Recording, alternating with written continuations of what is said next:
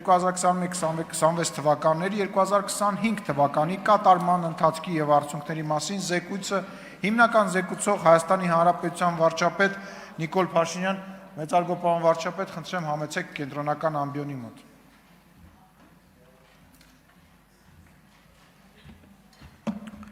Շնորհակալ եմ շատ,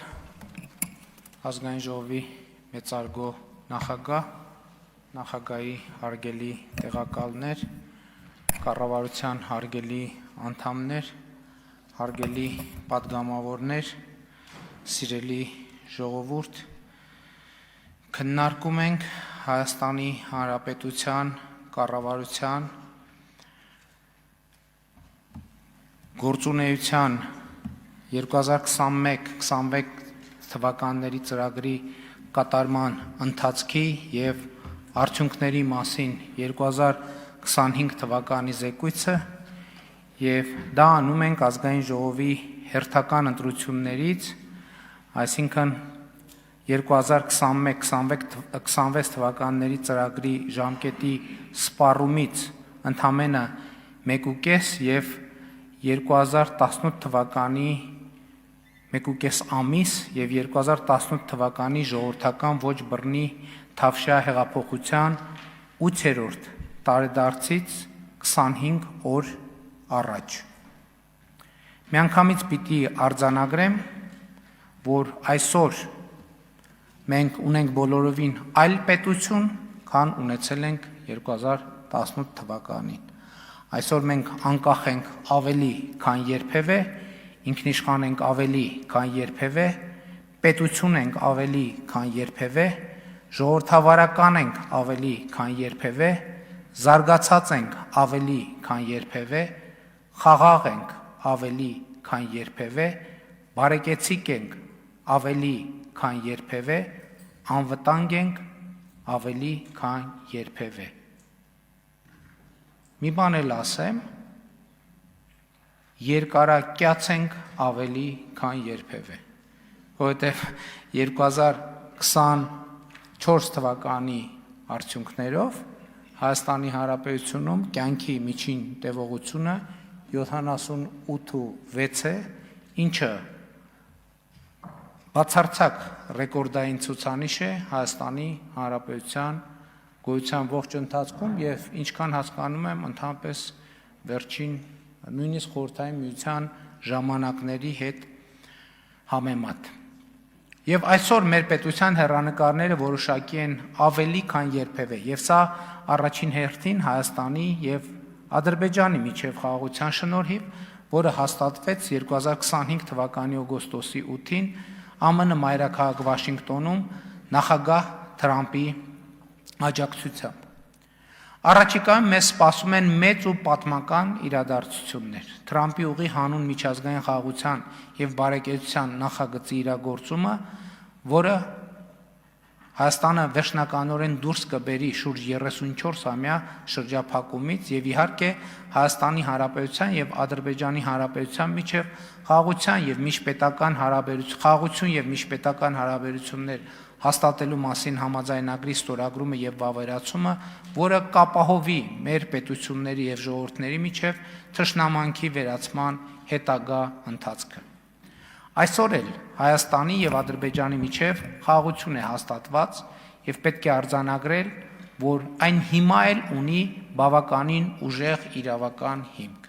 Ես սա կարևոր արձանագրում եմ համարում, որը մեր իրականության մեջ ոնց որ թե երբեմն մենք բաց ենք թողնում, ասելով, որ խաղաղությունը ինքը այդպես բանավոր պայմանավորվածության կամ իրավական ուժ չունեցող դեռևս փաստաթղթերի հիման վրա է, ձևավորված այդպես չէ։ Հայաստանի եւ Ադրբեջանի միջև հաստատված խաղաղությունը ունի նաեւ պարտադիր իրավական ուժ եւ տվյալ դեպքում ես նկատի ունեմ Հայաստանի Հանրապետության եւ Ադրբեջանի Հանրապետության սահմանազատման հանձնաժողովների համատեղ գործունեության կանոնակարգը, որը Հայաստանի եւ Ադրբեջանի միջև ստորագրված առաջին երկու միջազգային պայմանագիրն է եւ որը 2024 թվականի աշնանը վավերացվել է երկու երկրներում, թե եւ հիմա թե Ադրբեջանում, թե Հայաստանում ունի պարտադիր իրավական ուժ։ Ուզում եմ հիշեցնել, որ այնտեղ, որտեղ որպես պարտադիր իրավական ուժ ունեցող դրույթ արձանագրված է, որ Հայաստանը եւ Ադրբեջանը համաձայն են երկու երկրների սահմանների սահմանազատման բազային սկզբունք ընդունել Ալմատիի հռչակագիրը։ Սա է իրականում խաղաղության անկյունակարը, հիմքը, որը, կրկնում եմ, ունի իրավական պարտադիր ուժ թե Հայաստանի Հանրապետությունում, թե Ադրբեջանի Հանրապետությունում։ Նաև ուզում եմ ընդգծել Հայաստան-Ադրբեջան սահմանի 12 կիլոմետրանոց հատվածի սահմանազատումը, դա էլ է շատ կարևոր գործոն Հայաստան-Ադրբեջան թշնամանքի հաղթահարման առումով եւ դրանով իմ համոզմամբ մեկնարկ է տրվել այդ թշնամանքի հաղթահարման եւ այն, որ Կիրանցի դպրոցը Ադրբեջանի հետ սահմանից 50 մետր հեռավորության վրա է գտնվում, այլևս սարսափելի չի հնչում Կիրանցի դպրոցի աշակերտների համար, սա իմ ասացի ամենավառ վկայությունն է։ Այսօր Կիրանցի դպրոցի աշակերտները Ադրբեջանից 50 մետր հեռավորության վրա դասի են գնում, 30 մետր հեռավորության վրա ֆուտբոլ են խաղում։ Սա խաղաղություն է։ Խաղաղությունը սա է։ Խաղաղությունը նաև այն է, որ արդեն ավելի քան 2 տարի Հայաստան-Ադրբեջան փոխհրաձգության հետևանքով ոչ զոհ ունենք, ոչ վիրավոր։ Հայաստանի Հանրապետության սահմանամերձ գյուղերում կրակոցի ձայներ չեն լսվում։ Ոչ միայն կրակոցի ձայներ չեն լսվում, այլև Հայաստանի Հանրապետության սահմանամերձ գյուղերում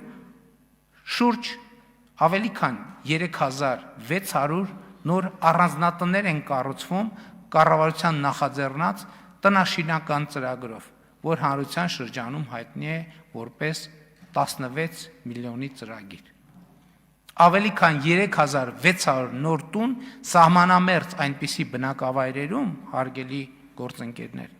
որոնց ճնշող մեծամասնությունում անկախությունից ի վեր գործնականում ոչ մի տուն չէր կառուցվել։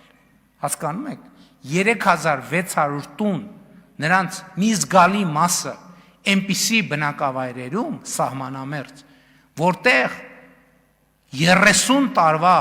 ավելի քան 33 տարվա պետության գոյության ընթացքում ոչ մի տուն չի կառուցվել։ Ավելին, հիմա այդ բնակավայրերում, դրանց մի մասում ոչ միայն տներ են կառուցվում են դպրոցներ, 18 դպրոցի կառուցման նախագիծ է իրականացվում, 21 մանկապարտեզի կառուցման նախագիծ է իրականացվում այն գյուղերում, որտեղ անկախությունից ի վեր այն գյուղերի իհարկե կան առանձին վերցրած տներ, առանձին վերցրած գյուղերում։ Հիմա այդտեղ 18 դպրոցի շինարարության եւ 21 մանկապարտեզի շինարարության նախագիծ է իրականացվել, որոնց մի մասը ավարտվել է, մի մասը կավարտվի այս տարվա ընթացքում, մի մասը կավարտվի 2027 թվականին։ Հաստատված խաղաղության շնորհիվ այսօր Հայաստանի Հանրապետություն ադրբեջանական երկաթուղիով ապրանքներ են ներկրվում։ Ադրբեջանից նավթամթերք են ներկրվում Հայաստանի Հանրապետություն, ինչի արդյունքում մեր քաղաքացիներն ու բնակիչները արդեն իսկ տասնյակ միլիարդների խնայողություններ են ունեցել, որովհետև ադրբեջանական նավթամթերքի ներկրումը ի վերջո այն վերջին գործոնն էր, որի արդյունքում մենք ավարտեցինք նավթամթերքի շուկայում մենաշնորհի կազմաքանդում օպերացիան, որը տևում էր 8 տարի։ Էլի բաներ կան, որ տևում են 8 տարի, եւ մեր քաղաքացիները հարցնում են, բա ինչի 8 տարի։ Շատ պարզ պատասխան ունի, որովհետև այդ դեպքերում մենք ոչ թե ուղղակի պարզ գործողություն ենք անում, մենք բառից բուն իմաստով էլի կանդրադառնամ, մաֆիայի դեմ ենք պայքարում։ Հարգելի գործընկերներ, սիրելի ժողովուրդ, բառից բուն իմաստով, այո, երբեմն եւ ներհայաստանյան լիներ միայն այդ մաֆիան, հələ բայց այդ մաֆիան երբեմն ունի այլ տեղերում, այլ ճյուղեր։ Եվ վերադառնալով ադրբեջանական նավթամթերքի ներմուծման, ուզում եմ ասեմ, որ Հորմուզի նեղուցի շուրջ առաջացած ճգնաժամը Հայաստանի Հանրապետության քաղաքացիներ եւ տնտեսությունը շատ ավելի շոշափելի ձևով կզգային, թե նավթամթերքի գնի, թե գնաճի, թե մատակարարումների առումով, եթե ադրբեջանական երկաթուղու պատմական բացումը Հայաստանի Հանրապետության համար այս ժամանակաշրջանում տեղի ունեցած չլիներ։ Սա գիտեք հիմա սա պետք է ասել։ Սա պետք է ասել։ Հիմա մենք մտնում ենք Թրամփի ուղի հանուն միջազգային խաղաղության եւ բարեկեցության նախագծի իրագործման փուլ։ Ուրախությամբ պիտի արձանագրեմ, որի հեճուկս միջազգային բարդ իրադրության, թե Ամերիկայի Միացյալ Նահանգների, թե Հայաստանի Հանրապետության, թե Ադրբեջանի Հանրապետության կառավարությունները տարածաշրջանային կոմունիկացիաների վերաբացումը եւ տրիպ նախագծի իրագործումը համարում են առաջնահերթություն։ Սա բխում է այն գիտակցումից, որ նախագծի իրագործումը մեր տարածաշրջանում երկարաժամկետ, կայուն եւ հուսալի խաղաղության կարևոր հենասյուն է դառնալու։ Ազգային ժողովի մեծարգո նախագահի հարգելի տեղակալներ, հարգելի պատգամավորներ, կառավարության հարգելի անդամներ, սիրելի ժողովուրդ։ Հայաստանի Հանրապետությունը հաղթահարել է գոյատևման եւ մաքարման իրեն պարտադրված օրակարգը եւ մտել ապրելու, պարզապես ապրելու, սովորական կյանքով ապրելու մի պատմական դարաշրջան, որտեղ մեր պատմական առաքելությունը կրթվելն է, աշխատելը, մեր պետությունը 29743 քառակուսի կիլոմետր միջազգայինորեն ճանաչված տարածքով Հայաստանի Հանրապետությունը զարգացնելը եւ այն որպես անկախ, խաղաղ, անվտանգ զարգացած բարեկեցիկ պետություն ապագա սերունդներին ժառանգելը, սերնդեսերունդ եւ դարեդար, ապրել, կրթվել, աշխատել, զարգացնել բարեկեցությունը, զարգացնել խաղաղությունը, զարգացնել պետությունը ու այն դարեդար ժառանգել սերունդներին։ Ահա այսպիսի հրաշալի պատմական առաքելության մեջ ենք մենք հայտնվել, որն անվանում ենք պետության հարատևության օրակարգ։ Եվ հարգելի գործընկերներ, ես նկատի ունեմ ազգային ժողովի մեր գործընկերներին, կառավարության անդամներին, գործադիր իշխանության մյուս ներկայացուցիչներին, տեղական ինքնակառավարման մարմինների ներկայացուցիչների, ուզում եմ բոլորիդ շնորհակալություն հայտնել այս շրջադարձային դարակազմիկ հանգրվանը իրականություն դարձնելու համար։ Բայց նաև ուզում եմ ընդգծել, որ այն հնարավոր դարձավ այս հանգրվանին հասնելը առաջին հերթին ժողովրդի աջակցության շնորհիվ, որովհետև կառավարությունն ու խորհրդարանական մեծամասնությունը ոչինչ չէին կարող անել, եթե չունենային ժողովրդի մանդատը ու աջակցությունը։ Եթե չունենայինք լեգիտիմություն իրագործելու այն քաղաքականությունը, որը վարել ենք 2021 թվականից սկսած։ Իսկ այդ մանդատը հստակ եւ աներկբա արձանագրված է, եւ սա ուզում եմ այս նրբության վրա առանձնահատուկ ուշադրություն հրավիրել, իսկ այդ մանդատը հստակ եւ աներկբա արձանագրված է 2021 թվականի օգոստոսի 26-ին Հայաստանի Հանրապետության ազգային ժողովի կողմից հաստատված այն փաստաթղթում, որի կատարման ընթացքն ու արդյունքները քննարկում ենք հիմա։ Խոսքը կառավարության 2021-2026 թվականների ծրագրի մասին է, որում հստակ եւ աներկբա արձանագրված է։ Մեջբերում եմ. Հայաստանի եւ տարածաշրջանի համար խաղաղ զարգացման դարաշրջան բացելը այնուամենայնիվ արտահերթ ընտրությունների արդյունքներով ժողովրդի առաջ կառավարության ստանձնած մեծագույն առաքելությունն է, մեջբերման ավարտ։ Սա նշանակում է, որ մենք դեռևս 2021 թվականի օգոստոսին ենք հայտարարել, որ խաղաղությունն է լինելու մեր գերագույն նպատակը եւ այդ գերագույն նպատակը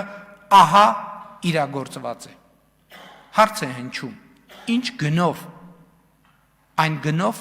որով հնարավոր էր դա իրագործել։ Այո, բազում զոհերի ու զոհողությունների գնով, բազում զրկանքների եւ տառապանքների գնով, դժոխքի միջով անցնելու գնով, բայց այսօր մենք ունենք այն, ինչ դեռ ի սկզբանե եղել է մեր գերագույն նպատակը՝ պետություն, խաղաղություն, զարգացում եւ հեռանկար, հորիզոն, անսահման հորիզոն մեր առջև։ Ղարաբաղը մերն էր եւ այլևս մերը չէ խոսույթը աշխարհքաղաքական թակարդում մեր գտնվելու փիլիսոփայությունն ու հայեցակարգն է։ Իրականությունն այն է, որ Հայաստանի Հանրապետությունը մերը չէր եւ այլևս մերն է։ Իրականությունն այն է, որ մեզ հայտնի բոլոր տարածքները հայկական վերահսկողության տակ եղել են մեր պետության, մեր ինքնիշխանության, մեր անկախության, մեր բարեկեցության, մեր անվտանգության ու մեր ապագայի հաշվին։ Ու մենք դա չենք հասկացել, հարգելի գործընկերներ։ Պիտի խոստովանենք, որ մենք չենք հասկացել դա։ Գուցե եղել են մարդիկ, որ հասկացել ու չեն բարձրաձայնել, որովհետև վախեցել են։ Եղել են մարդիկ, որ եւ հասկացել են եւ բարձրաձայնել, բայց նրանց կամ չենք լսել, կամ չլսելու ենք տվել, կամ լռեցրել ենք, համոզված լինելով, թե նրանք չեն հասկանում, թե ինչ են խոսում։ Մինչդեռ մենք, այդ թվում ես, չենք հասկացել, թե ինչ ենք անում, սկսած 1988 թվականից, չենք հասկացել, թե ինչ ենք անում եւ արել ենք ամեն ինչ ինքներս մեր դեմ եւ ի հեճուկս մեր պատմության մեզ տված դասերի։ Բայց այսօր մենք կարող ենք ասել, որ մենք կառավարությունը, կառավարող մեծամասնությունը փոխել ենք մեր պատմության կործանարար ընթացքը եւ Հայաստանի Հանրապետությունը դրել ենք ստեղծարար ու խաղաղ պատմության ընթացքի մեջ ու դա արել ենք մեր նահատակների հետ հոգևոր ու բարոյական ու հերրակա ու մեր ժողովրդի հետ քաղաքական երկխոսության արդյունքում։ Ու այսօր մեր ժողովուրդը գրում է իր պատմության բոլորովին նոր պետականակենտրոն գլուխը, որտեղ պետությունը միևնույն ժամանակ եւ նպատակ է եւ միջոց։ Նպատակ է, որովհետեւ մեր ինքնությունը հնարավոր է պահպանել եւ զարգացնել, մեր բարեկեցությունն ու անվտանգությունը հնարավոր է ապահովել պետության պայմաններում, միայն պետության պայմաններում, եւ միջոց է, որովհետեւ պետությունն է մեր ինքնությունը պահպանելու եւ զարգացնելու, մեր բարեկեցությունն ու անվտանգությունը ապահովելու միակ հուսալի միջոցը։ Պետությունը ինքը ինքնություն է եւ պետությունն է ինքնությունը, սրանով արդեն պետությունը եւ նպատակ է եւ միջոց։ Իսկ պետությունը պահպանել եւ զարգացնել հնարավոր է միայն խաղաղության պայմաններում եւ մենք այսօր ունենք այդ խաղաղությունը։ Բայց նաեւ պիտի հաշվի առնենք, որ խաղաղությունը նոր է, մանուկ է, դեռևս խոցելի է եւ մեր ամենօրյա խնամքի կարիքն ունի։ Մանավանդ այսօր, երբ այդ մանուկ խաղաղությունը դարձել է պատերազմի եռագլուխ կուսակցության ու նրանց սատարող ուժերի հիմնական թիրախը։ Սիրելի ժողովուրդ, հարգելի ներկաներ, Հայաստանի Հանրապետության եւ Ադրբեջանի Հանրապետության միջև խաղաղություն եւ միջպետական հարաբերություններ հաստատելու մասին համաձայնագիրը ճիշտ է, ստորագրված չէ, բայց նախաստորագրված է։ Մենք պետք է հասկանանք ինչ է նշանակում նախաստորագրված պայմանագիր, համաձայնագիր։ Դա նշանակում է, որ դրա բովանդակության շուրջ բանակցությունները ավարտվել են եւ այն փակ է հետագա բանակցությունների համար։ Այսինքն նախաստորագրել նշանակում է արձանագրել բանակցությունների փակումը, ավարտը, փակ լինելը բանակցությունների համար։ Պատերազմի եռագլուխ կուսակցության ներկայացուցիչները մեկը մյուսի հետևից իրար հերթ չտալով խոսում են խաղաղությունը վերաբանակցելու մասին, այն իբր ավելի լավը դարձնելու նկատառումով։ Իսկ կներեք, ով կարող է ապացուցել, որ այդ վերաբանակցման արդյունքում այն փաստաթուղթը ավելի լավն է դառնալու։ Այսօր վերաբանակցելու մասին խոսող ուժերը հանդես են գալիս Ղարաբաղը եւ հարակից շրջանները պարունակող քարտեզներով եւ դա խորհրդանշող դրոշներով։ Այս տրամաբանության զարգացումը անխուսափելի պատերազմ է։ Այս տրամաբանության զարգացումը անխուսափելի պատերազմ է։ Մյուս ուժերը հանդես են գալիս այդ նույն խորհրդանիշների եւ ասելիքի ներքո եւ պնդում, թե Հայաստանը չպետք է բավարարվի իր միջազգայինորեն ճանաչված 29743 քառակուսի կիլոմետր տարածքով։ Այս տրամաբանության զարգացումը նույնպես անխուսափելիորեն բերելու է պատերազմի։ Այստեղ բարձրագույն մաթեմատիկա չկա։ Սա շատ պարզ տրամաբանություն է, եւ այդ տրամաբանությունը մենք տեսել ենք նախորդ շրջանի մեր պատմությամբ, այսինքն սա տեսություն չէ միայն, այլև իրականություն։ Բայց եթե նույնիսկ մի կողմ դնենք կոնկրետ այս խոսույթը, այսինքն հենց մի պահ մոռանանք եւ ուշադրություն չդարձնենք դետալներին, խաղաղությունը վերաբանակցելու մասին խոսակցությունը, եթե 50%-ով բացում է ավելի լավ խաղաղություն ունենալու դուռը, 50%-ով էլ բացում է խաղաղություն չունենալու, այսինքն պատերազմ ստանալու դուռը։ Սա անկախ ամեն ինչից։ Սա արդեն քաղաքի ճաշակի հարց չէ ուրեմն, այլ մեր պետության լինել չլինելու հարց։ Եվ պատերազմի եռագլուխ կուսակցությունը մեր պետությունն ու ժողովրդին կործանարար ավանտյուրայի է փորձում մղել։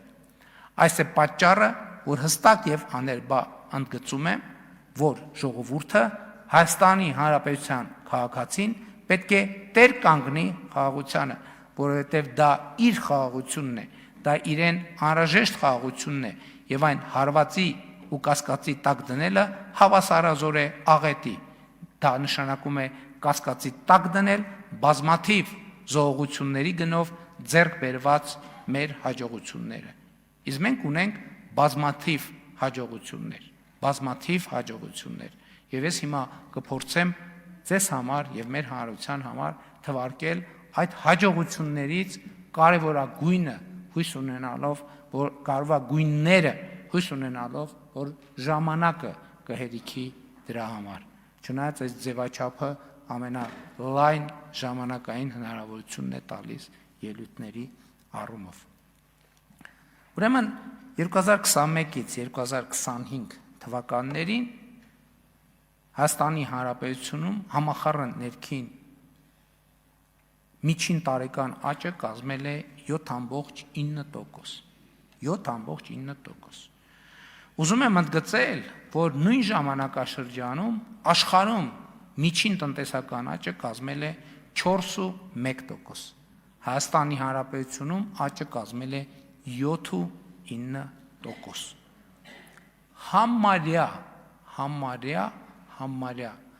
Համարյա կրկնակի ավել։ ԵԱՏՄ-ում նույն ժամանակաշրջանում միջին տնտեսական աճը կազմել է 3.1%, Հայաստանի Հանրապետությունում 7.9%։ Էս էլ համարյա կրկնակի ավել։ Այսինքն այնտեղ կրկնակից մի քիչ պակաս էր, այստեղ կրկնակից շատ ավելի ավել էր։ Եկեք որ շատ թվաբանության մեջ չմտնենք, երկու տեղն էլ կրկնակի ավել, համարյա։ 2025 թվականին պետական բյուջեի եկամուտները 2017 թվականի ցուցանիշը ինչից ավել են 2.3 անգամ, կամ 1 տրիլիոն 648 միլիարդ դրամով, կամ 4.3 միլիարդ դոլարով, 4.3 միլիարդ։ Էս էլ այն թեմայի շարունակությունն է, բա գողացվածը հետ բերել եւ այլն, շարունակության մի մասն է, այս մյուս մասերն է կանդրադառնամ։ Բայց 4.3 միլիարդ դոլարը որտեղից հայտնվեց։ Հայտնվեց այդ բոլոր գողանալու սողանցքները սենց հատիկ համբերատար փակելու առումով։ Կապիտալ ծախսերը 2017 թվականի նկատմամբ, այսինքն կապիտալ ծախսերը դպրոց, մանկապարտեզ, ճանապարհ, ջրագիծ եւ այլն 29 անգամ աճել են 2025 թվականին։ Եվ սրանք 17-ը 25-ի համեմատ, 25-ը 17-ի համեմատ, բայց սա տարին տարվա հետ համեմատելու տվյալներն են։ Բայց կուտակային տվյալները իրանք ավելի են, այսինքն մենք վերցնում ենք մի տարի եւ վերցնում ենք նախորդող հեղափոխության նախորդող մի տարի։ Հիմա երբ որ ժամանակաշրջաններն ենք վերցնում, այդտեղ պատկերը էականորեն ավելի տպավորիչ է։ 2017 թվականի համեմատ իրական հնա աճը 2025 թվականի արդյունքներով կազմել է 53.9%։ Դուք պատկերացնում եք 17 թվականի անցնելով կոവിഡ്ի եւ պատերազմի միջոցով մենք սա իրական հնա, սա անվանականը չի, որովհետեւ անվանականը կրկնապատիկ եւ ավելա 53%-ով մենք մեր երկրի տնտեսությունը մեծացրել ենք։ Իմիջիայլոց նույն ժամանակաշրջանում աշխարհում միջին տնտեսական աճը 2016-ից 25 թվականներին կազմել է 3%, Հայաստանում 5.8%։ Այսինքն սա էլ մի ցուցանիշ է, որը հիշարժան է։ Նույն ժամանակաշրջանում ԵԱՏՄ-ում 2018-ից 25 թվականներին տնտեսական աճը կազմել է 2.3%, Հայաստանում 5.8%, ավելի քան կրկնակի։ Նույն ժամանակաշրջանում մենք Հայաստանում ստեղծել ենք 288,000 աշխատատեղ։ Պատկերացնում եք 288,000 աշխատատեղ։ Ընդ որում, սա ոչ թե այն վիճակագրությունն է, որ կարող են ասել դե թիվը ասել են էլի, այս 200 որ անհրաժեշտություն լինի, այս 288,000 թիվը մենք կարող ենք անհատականացնել անուն ազգանուններով։ Ովքեր են 288,000 մարդիկ, որովհետև սա մի թիվ է, որ արտահայտում է այն աշխատատեղեր, որը գրանցված են եղել, աշխատավարձ են ստացել, եկամտային հարկ են վճարել եւ այդպես շարունակ։ Այսինքն սա թիվ է, որի ամեն միավորի ներքո կա կոնկրետ անուն ազգանուն։ Ընդ որում, միջին ամսական եկամուտը 2017 թվականի համեմատ աճել է 87%-ով։ Համախառն գնաճը նույն ժամանակաշրջանում կազմել է 29%։ Եվ նաև էսա պատճառը, որ մենք ասում ենք, եւ այս թվերը ցույց են տալիս աներկբա, որ 2018 թվականի համեմատ աշխատող մարդիկ առնվազն 55 եւ ավել տոկոսով ավելի լավ են ապրում։ Այս ցուցանիշը հիմնավորվում է բազմաթիվ տվյալներով։ Նախորդ տարի զեկույցի քննարկման ժամանակ ես մի հաշվարկ էի արել, ցույց տալով, որ հեղափոխության արդյունքում 2018 թվականից 2024 թվականը պետական բյուջե լրացուցիչ մտել է 4.2 միլիարդ դոլար։ Այդ ելույթը կա, ես հիմա չեմ ուզում նորից մեջ բերել, մանրամասն անդրադառնալ, այսինքն ինչի մասին էր դա, որ հեղափոխության բերած տեմպի շնորհիվ 4.2 միլիարդ լրացուցիչ դոլար մտել է պետական բյուջե։ Այսինքն եթե հեղափոխությունը չլիներ, նախորդ շրջանի բյուջեի աճի տեմպը ավելանար, մենք կունենայինք 4.2 միլիարդ համախառն ավելի պակաս եկամուտ։ Այսօր արդեն ուրախ եմ արձանագրել, որ նույն մեթոդաբանությամբ 2025 թվականի արդյունքներով հեղափոխության գինը կոպիտ ասած Հայաստանի Հանրապետությունում 6.6 միլիարդ դոլար է, 6.6 միլիարդ դոլար։ Եվ էլի հաշվի առնելով, քանի որ կարող են լինել քննարկումներ, շատ լավ, եկեք գնաճի ցուցանիշները հաշվի առնենք, հանենք 6 միլիարդ կամ չգիտեմ,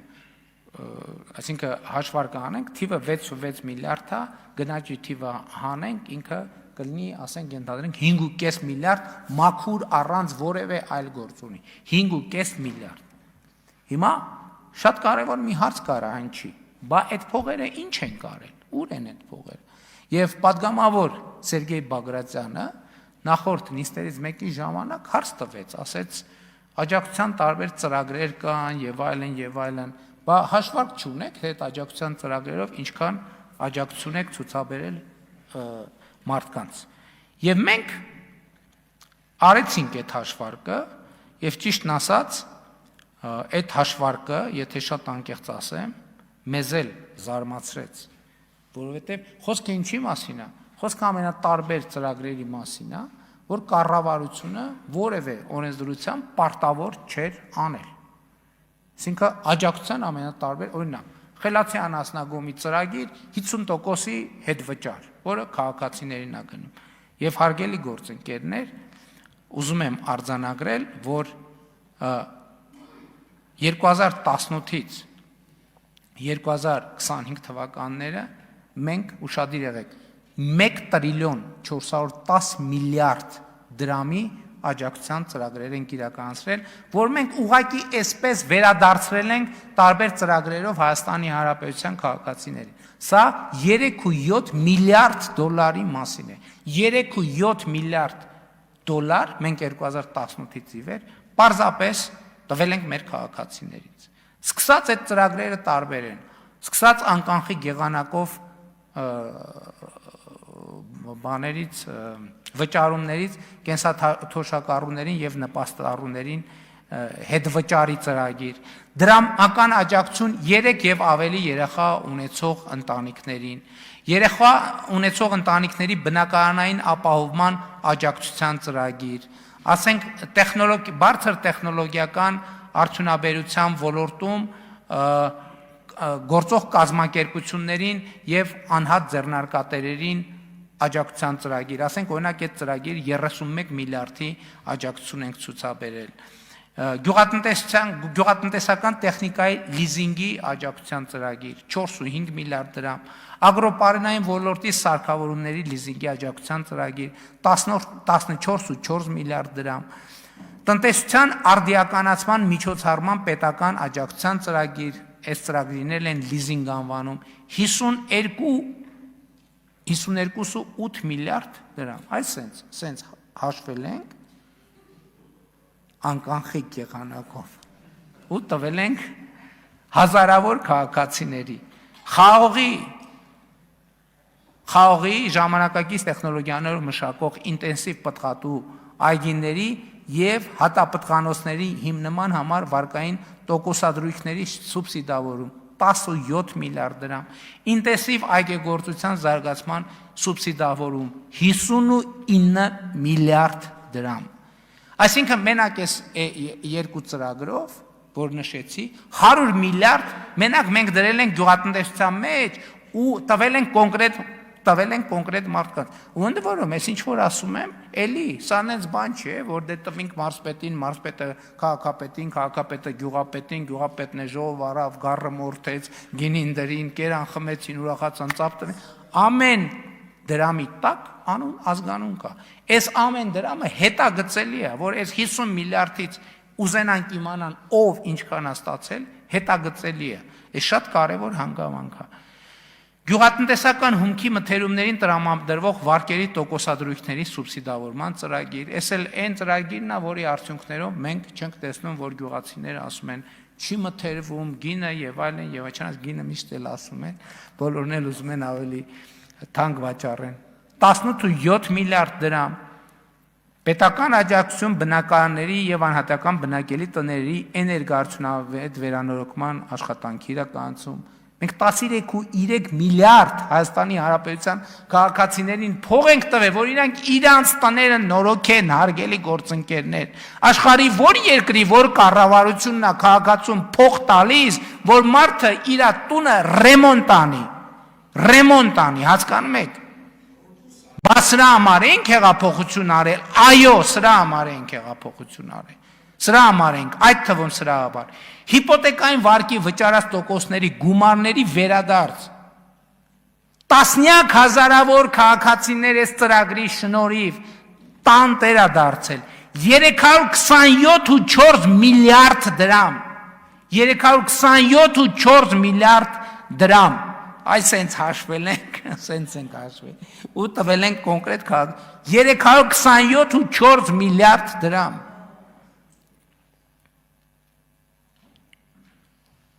հայտարարատու համարվող անձանց օրենսդրությամբ սահմանված սոցիալական ծախսերի ուղղություններով կատարված ծախսերի փոխհատուցում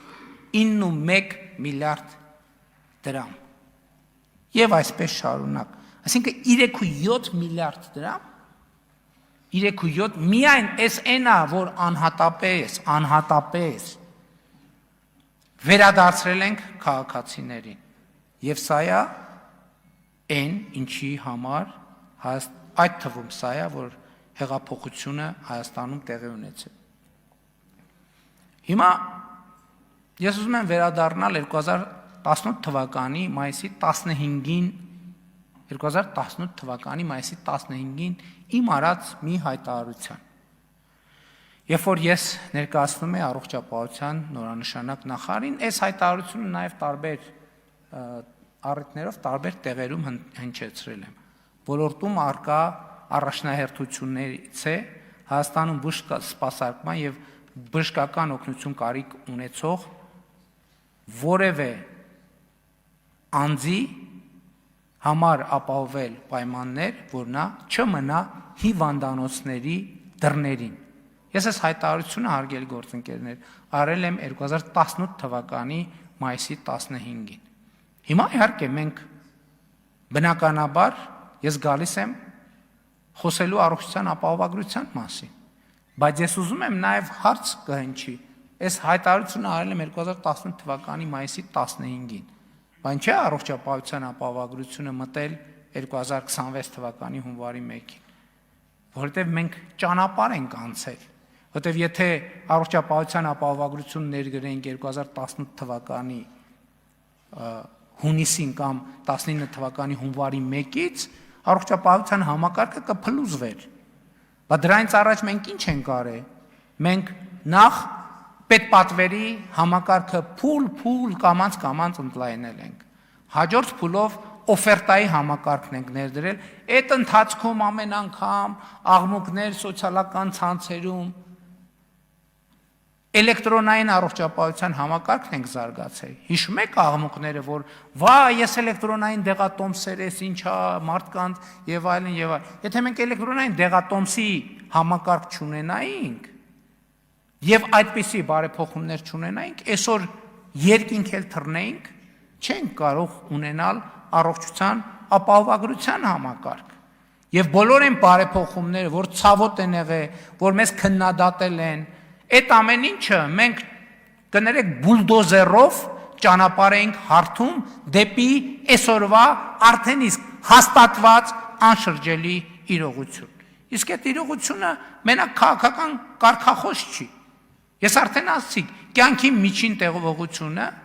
այդ բուլդոզերի աշխատանքի ընթացքում Հայաստանում հասել է 78.6։ Սա դեռ առողջության ապահովագրության համակարգը ներդրված չի, այլ ընդամենը մենք քայլում ենք դեպի այդ ուղղությամբ եւ արդյունքում ինչ ունենք 2017 թվականի համեմատ առողջապահության բյուջեն Հայաստանում Հանրապետությունում 2.6 անգամ աճել է 157%-ով աճել է եւ հիմա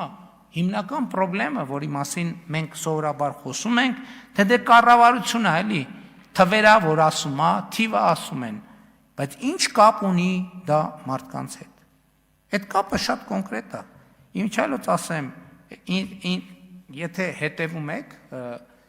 նրանք ովքեր հետևում են մեր մարզային այցերի, դա ամենահաճախ լսվող խոսակցությունն է, երբ որ մարդիկ մոտենում են, երեգել Արարատի մարզում մարդը մոտեցել, ասում է վերջին, ինքը իր ձևակերպումը, ասում է վերջին մի ամսվա մեջ դուք իմ վրա 1 միլիոն դրամի ծախս եք արել։ Ինչ նկատի ունի քաղաքացին։ Ես ուզում եմ ձեզ ասել, օրինակ, հունվարի 1-ից մինչև 3 Հայաստանի Հանրապետությունում 439 թոշակառու անձ 65+ տարիքի 439 անձ ստացել է 4 միլիոն դրամ եւ ավելի արժողությամբ առողջապահական ծառայություն։ Հասկանում եք, 439 մարդ պետությունը Հայաստանի Հանրապետությունը այդ մարդու մահճակալի կողքը նստել է եւ 4 միլիոն դրամի ծառայություն համատուցել։ 1133 65+ տարիքի մարդ ստացել է 2 միլիոնից 4 միլիոն դրամ արժեքով ծառայություն։ 4721 մարդ, այս թվերը, նրանք ովքեր այս թվերը կասկածի տակ առնեն, մենք կարող ենք անուն ազգանուններ, չէ, մի րոպե, բժշկական գաղտնիք, բժշկական գաղտնիք, հա, բայց մեծ հաշվով, այո, կարող ենք քննիչ հանձնաժողով օրինակ, եթե մի հատ հրատապ ձևավորվի, գույս ունենք մեր ընդդիմությունը, եթե ուզում է, մի րոպե, որը ասցի, 1133 մարդ, 2 միլիոնից 4 միլիոն դրամի ծառայություն, 4721 մարդ 65+-ների մասին եմ ես հիմա միայն խոսում, 1 միլիոնից 2 միլիոն դրամի արժողությամբ ծառայություն, 9129 մարդ 500,000-ից 1 միլիոն դրամ արժեքի բժշկական ծառայություն, 41286 մարդ 100,000 դրամից 500,000 դրամ առողջապահական ծառայություն, 41356 մարդ 50,000-ից 100,000 դրամ արժեքով առողջապահական ծառայություն, 141566 մարդ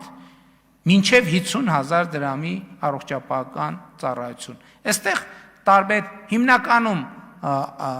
վերջին սեգմենտը դեղերն են եւ փոքր կոնսուլտացիաներ, հետազոտություններ եւ այլն եւ այդպես շարունակ։ Եվ ընդհանուր առմամբ 3 ամսվա մեջ մենք 34 միլիարդ 110 միլիոն դրամ ծառայություն ենք մատուցել 239,630 65+ տարիքի անձանց։ Ուզում եմ ձեզ ներկայացնել նաև սոցիալական ամենատարբեր խմբերի ստացած ծառայությունների վիճակագրությունը։ Մասնավորապես սոցիալական տարբեր խմբերի անապահով, հաշմանդամություն ունեցող անձ եւ այլն եւ այդպես շարունակ։ 153 անձ ստացել է 4 միլիոն դրամ եւ ավելի առողջապահական ծառայություն։ Հաշմանդամություն ունեցող կամ աղքատության կամ ծայրահեղ աղքատության մեջ գտնվող մարդը Հայաստանի Հանրապետությունում ստացել է 4 միլիոն դրամ պլյուս արժեքով ծառայություն, 153 այդպիսի մարդ։ 236 այդպիսի մարդ ստացել է 2 միլիոնից 4 միլիոն դրամի այդպիսի առողջապահական ծառայություն։ 1097 մարդ այդ սոցիալական տարբեր խմբերի 1 միլիոնից 2 միլիոն դրամ ծառայություն, 2152 մարդ 500,000-ից 1 միլիոն դրամ ծառայություն, 12661 մարդ 100,000-ից 500,000 դրամի առողջապահական ծառայություն, 9890 մարդ 50,000-ից 100,000 դրամի առողջապահական ծառայություն, 41401 մարդ մինչև 50,000 դրամ առողջապահական ծառայություն։ Այսինքն ես հիմա հասկացա, որ ինձ չի հաջողվի, եթե ես հիմա մենակ առողջության ապահովագրության մասին խոսեմ, ելույթը կավարտվի։ Հիմա այստեղ առողջության ապահովագրության հատվածը ընդհատում եմ եւ անցնում եմ ուրիշ կենսաթոշակների բարձրացմանը։ Հարգելի գործընկերներ, հաճույքով եմ արձանագրում, որ մենք կենսաթոշակառուների սոցիալական ապահովության ոլորտում ունենք պատմական նվաճում։ Հայաստանի Հանրապետության պատմության մեջ առաջին անգամ կենսաթոշակառուների կողմից ստացվող եկամուտը ավելին է, քան նվազագույն սպառողական զամբյուղը, որը կազմում է 61768 դրամ վերջին տվյալների համաձայն։ Մենք թոշակները բարձրացրել ենք եւ մեր թոշակառուները նույնիսկ մարզային այցերի ընթացքում իրենք են հաշվարկներ անում։ Իմիջայլոց ուզում եմ ասել, որ նվազագույն սպառողական զամբյուղի մեջ, հաշվարկի մեջ 6000 դրամ առողջապահական ծախսերն են։ Այսինքն Էս էլ եթե այն արդեն մի կողմ դրեցինք, իհարկե 63-ից 65 տարեկանների համար այլ հաշվարկագործում։ Բայց էս էլ ինչի ենք մենք հեղափոխությունից 8 տարի անց էս նվաճումը արձանագրում, որովհետև մենք հետևողականորեն գնացել ենք այս ճանապարհով։ Մենք նախ նվազագույն թոշակն ենք կրկնապատկել 2019 թվականին։ Հետո մենք հաջորդ քայլով նվազագույն կենսաթոշակը համապատասխանեցրել ենք նվազագույն պարենային զամբյուղին, որպեսզի համոզված լինենք, որ Հայաստանի Հանրապետությունում պատկերավոր ասած սոված թոշակառու չկա։ Հիմա մենք դա ապահովել ենք նաև նվազագույն սպառողական զամբյուղը եւ սա հիրավի պատմական ձեռքբերում է թոշակառուների սոցիալական ապահովության ոլորտում։ 2023 թվականի հունվարի 1-ից մենք ամբողջությամբ վերափոխեցինք մինչև 2 տարեկան երեխաների խնամքի նպաստը ներդրեցինք նոր համակարգ։ Մինչև այս նպաստը ստանում էին միայն աշխատող եւ արձակուրդի մեջ գտնվող մայրիկները։ Մենք երկու բան արեցինք։ Առաջինը մենք նախ այս նպաստի բազային դրույքաչափը մեծացրեցինք 28000 դրամից դարձնելով 31700 դրամ, այստեղ թվերի մեջ եթե մի քիչ խառնեմ ներողեք, բայց չեմ խառնում, եւ հաջորդիվ ուրիշ որոշում կայացրեցինք։ Մենք այս ծրագիրը բացեցինք բոլոր մայրիկների համար, անկախ նրանից նրանք աշխատում են թե չէ։ Ավելին գյուղական վայրերում ապրող եւ աշխատող մայրիկների համար այդ նպաստը սահմանեցինք կրկնակիից ավել 69100 դրամ։ Եվ մեկնարկի պահից մենք այս ծրագրով 74.7 միլիարդ դրամ ենք հատկացրել այս ծրագիրը իրականացնելու համար։ Եվ ուզում եմ նաև ընդգծել, որ տեսեք թոշակների ավելացման ծրագրին մենք 2026 թվականին շուրջ 200 միլիոն դոլար ենք լրացուցիչ ծախսելու։ Սա ես ինչի համար եմ ասում, ցույց տալու համար, որ մենք այդ որ ասում ենք բյուջեի թիվը աճեց, բյուջեի թիվը ավելացավ, հիմնական հարցը դա այդ որտեղ է այդ թիվը, բա ով է, ում է գնում այդ թիվը։ Այդ թիվը գնում է Հայաստանի Հանրապետության քաղաքացիներին։ Մենք նոր ծրագիր ենք ներդրել երրորդ եւ յուրաքանչյուր հաջորդ երեխայի ծննդյան կապակցությամբ ֆինանսական աջակցությունը երեխաներին եւ ուզում եմ ասել, որ 2025 թվականին միջին հաշվող 39772 երեխա այս աջակցությունը իր պետության կողմից ստանում է եւ 2025 թվականի արդյունքներով մեկնարկի պահից մենք 56 միլիարդ 510 միլիոն դրամ ենք տվել մեր երրորդ եւ յուրաքանչյուր հաջորդ երեխայի մինչև 6 տարեկանը։ Ուզում եմ առանձնահատուկ նշել ուսուցիչների ատեստավորման ծրագիրը, բայց կարճ նշեմ, որովհետև ժամանակը չի ներում։ Տեսեք,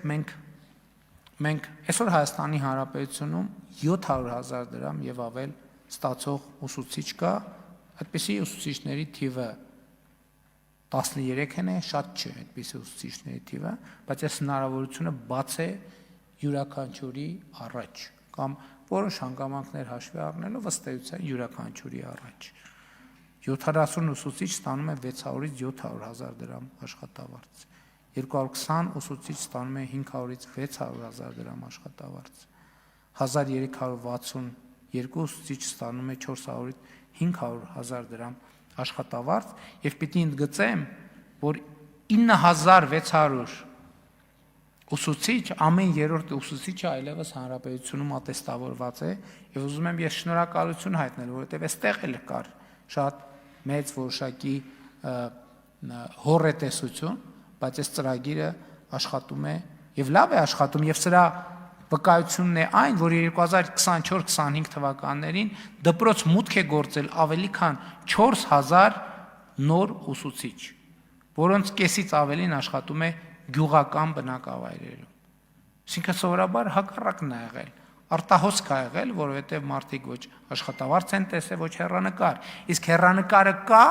այդ թվում այն պատճառով, որ մենք հիմա մեր նախընտրական ծրագրում գրել ենք, որ հաջորդ փուլում ատեստավորված ուսուցիչների համար նոր ատեստավորում է լինելու, որտեղ դրույքաչափը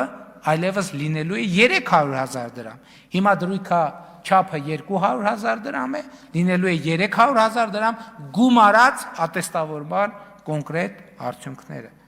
Մեր մեծագույն ձեռքբերումներից մեկը 300 դպրոց, 500 մանկապարտեզ ծրագիրն է եւ ուզում եմ հաճույքով արձանագրեմ, որ 2025 թվականի տարեվերջի դրությամբ աշխատանքներն ավարտվել են ավելի քան 102 դպրոցում եւ շուրջ 280 մանկապարտեզում ու նախակրթարանում։ Մինչև 2026 թվականի սեպտեմբեր շինարարական աշխատանքներն ավարտված կլինեն 260 դպրոցում եւ 429 մանկապարտեզում ու նախակրթարաններում, իսկ մինչև դեկտեմբեր 26 թվական, այսինքն 301 դպրոցում եւ 500 մանկապարտեզում ու նախակրթարանում։ Ավելին, մենք արդեն իսկ սկսել ենք հաջորդ 300 դպրոցի շինարարությունը եւ այսօր արդեն հաջորդ 300 դպրոցի ցանկից շուրջ 50 եւ ավելի 54, եթե չեմ սխալվում, դպրոցի շինարարություն է ընթանում։ Եվ սա ռազմավարական ներդրում է Հայաստանի Հանրապետության տարածքային համաչափ զարգացման եւ ընդհանրապես մեր բոլոր ռազմավարական նպատակների իրագործման տեսակետից։ Ամենաշատը ուշադրությունից դուրս մնացած մի հաջորդ ծրագրի մասին եմ ուզում խոսել, այդ գիտության ֆինանսավորման մասին է, որովհետև եթե մեր սիրելի թշակառուները շտապում են ներկայացնել, թե կառավարությունը ինչ ծրագրեր է արել իրենց ոլորտում կենսաթոշակառուների ապահովագրության եւ առողջության եւ սոցիալական ապահովության ոլորտում մեր հարգելի գիտնականները չեն շտապում այդ մասին բարձրաձայնել, կարծես հոռետեսությունից ելնելով։ Բայց ես ուզում եմ այն օրը մարզային այցի ընթացքում շատ հետաքրքիր էր մի հարգելի քաղաքացի Հրազդան խոշորացված համայնքում ասում էր, որ գիտության ֆինանսավորումը ինչի չեք ավելացրել, ինչի չեք ավելացնում։ Ես լավ նորություն ունեմ այս թեմայով հետաքրքրված մեր բոլոր սա այդ հարցը, բայց ինչի ինքն էլ ասեց, որ ինքը գիտական միջավայրի հետ կապ ունի, այս հարցը նշանակում է, որ այս թեմաները չի խոսվում այնտեղ, չի խոսվում։ Տենց համաձայնության մթնոլորտ կա, որ եկեք այդ պահը շրջանցենք։ Իսկ 2017 թվականի համեմատ 2.8 անգամ աճել է 2025 թվականի արդյունքներով գիտության ֆինանսավորումը։ 17-ին եղել է 14.3 միլիարդ, իսկ 25-ին 42 միլիարդ, աճելով շուրջ 180%-ով։ Բայց նաև աշխատավարձերը, ուրեմն ես չնայած ժամանակի խնդիր կա, բայց ես այս մասի վրա հատուկ կանգ կառնեմ։ Լաբորանտի գիտական ոլորտի մասին է խոսքը, գործող ճարտարագետի աշխատավարձը 2025 թվականին նախորդի համեմատ, մենք 21-ից 25 թվականի ծրագիր էինք անում, 21 թվականի համեմատ ավելի քան կրկնապատկվել է։ Ես էլի ժամանակի սղությամբ պատճառով թվերը չասեմ։ Ավագ լաբորանտի, սա խոսում ենք մենք գիտական հաստատություններում եւ բուհերում աշխատող, լաբորատորիաներում աշխատող կոնկրետ էսել անուն ազգանուններով կարող են գնալ։ Խոսքը նրանց մասին է, ովքեր իհարկե էլի ատեստավորում անցել են, որովհետեւ մեզ համար շատ կարեւոր է, որ համոզվել որակավորման մեջ։ Ավագ լաբորանտի կամ ավագ ճարտարագետի աշխատավարձը 21 թվականի համեմատ 25-ին ավելի քան կրկնապատկվել է։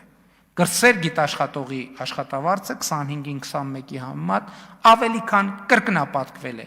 Ավագ գիտաշխատողի աշխատավարձը 25-ին 21 թվականի համեմատ ավելի քան եռապատկվել է։ Ավագ գիտաշխատողի աշխատավարձը։ Առաջատար գիտաշխատողի աշխատավարձը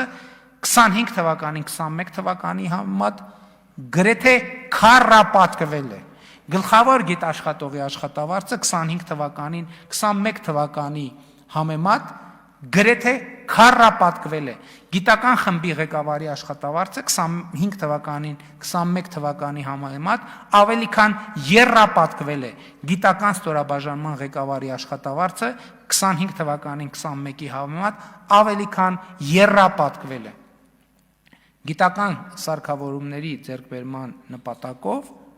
ուրեմն 2013-ից 2017 թվականը Հայաստանի Հանրապետության պետական բյուջեն հատկացրել է 961 միլիոն դրամ։ 961 2013-ից 17 թվականի ընթացքում։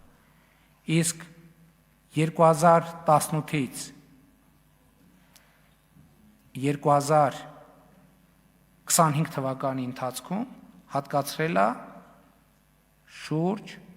մոտ 15 միլիարդ դրամ, կարճ ասած, մոտ 15 միլիարդ դրամ։ Հիմա նույն ժամը 961 եւ 15 միլիարդ դրամ։ Էլ չեմ ասում, ընդ որում ձեռքաբերվել ֆինանսավորվել է գիտական սարքեր ձեռքբերման շուրջ 124 հայտ, 124 հայտ։ Կոնկրետ նրանց մի մասը արդեն իսկ գտնվում են գիտական հաստատություններում, մյուսները ճանապարհին են։ Ամենակարևորը Երևանի պետական համալսարանում հիմնադրվել է արհեստական բանականության կենտրոնը, որի գերհամակարգչի ձեռքբերման եւ տեղադրման նպատակով պետական բյուջեից հատկացվել է ընդհանուր 3.7 միլիարդ դրամ։ Սա էլ այն գումարներից, որ սկզբունքորեն կառավարության պարտականությունը չէր դա անել։ Եթե կառավարության պարտականություններ, բան նախորդ շրջանում ինչի չեն արել իրենց պարտականությունները, որ 900 քանի միլիոն դրամ են հատկացրել, որը ըստ էության, ասենք ենթադրենք, կոլբա առնելու մեծ հաշվով փողը։ Մենք այդքան մեր դպրոցների համար դրա կրկնակին երևի արդեն կոլբա ենք առել, կոլբա, այն ապակու բաներից, որ երեխեքը մի հատ էլ ասում ենք օգտագործեք երեխեք, ոչինչ, որ չէ, մեր երեխեքը, ասենք այդ բանի այդ ծրագրի մեկնարկի պահից մինչև այսօր երևի 900 միլիոն դրամի կոլբա արդեն ջարդել են կամ կջարդեն եւ մենք դեմ չենք, մենք ասում ենք մի մցրեք այդ կոլբաները սեյֆերի մեջ, թող երեխեքը օգտագործեն, որպեսզի դա որտեվ դա ներդրում է մեր ապագայի մեջ։ Էլ չեմ ասում, էլի չի խոսվում։ Հայաստանի Հանրապետության քոլեջներում, գերակա ուղղություններում կրթաթոշակի հասկացություն է հայտնվել։ Ուսանողները, որոնք ունեն բավարար առաջադիմություն, կրթաթոշակ են ստանում 50,000 դրամ, 50,000 դրամ, գերազանցիկները մի քիչ ավելի։ Այսօր Հայաստանի քոլեջներում 3040 ուսանող ստանում է այս 50,000 դրամը։ Շատ է թե քիչ։ 0-ի համեմատ քանի տոկոս է աճը, պարոն Թունյան։ Քանի տոկոս է աճը։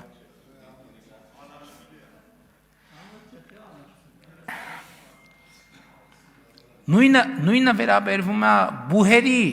գերակա ուղղություններով ուսանողներին, որոնք ստանում են էլի 70,000 եւ գերազանցիկներ ավել թոշակ, կրթաթոշակ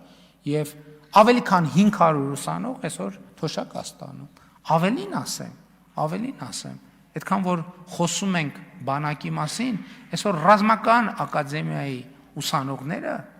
ստանում են 100 գերազանցիկ ուսանողները 140,000 դրամ, 140,000 դրամ կրթաթոշակ են ստանում։